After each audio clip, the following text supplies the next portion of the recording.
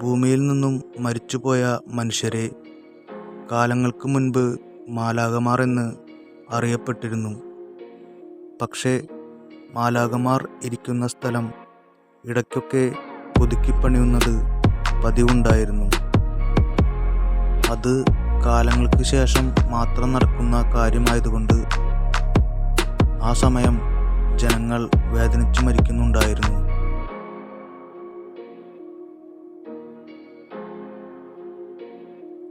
അങ്ങനെ ഭൂമിയിൽ സ്ഥിരമായി വേദനിച്ചു മരിക്കുന്നതുകൊണ്ട് ഇത്തരം കാര്യങ്ങളോടൊന്നും താല്പര്യമില്ലാത്ത ഒരു മനുഷ്യൻ വിപരീതമായി ചിന്തിക്കുകയും ശക്തമായ ധ്യാനത്തിലേർപ്പെടുകയും ചെയ്തു.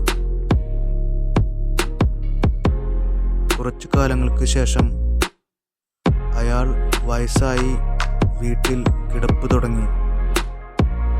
കിടപ്പിന് ശേഷം 190 വയസ്സായിട്ടും അയാൾ മരിക്കാത്തതുകൊണ്ട് വീട്ടിലുള്ളവർ ജീവനോടുകൂടി ഒരു ഭരണിയിലാക്കി അയാളെ ഭൂമിയിൽ കുഴിച്ചിടുകയാണ് ഉണ്ടായത്. ജനനവും മാറ്റവും പോലെ മരണവും വിലപ്പെട്ടതാണ്.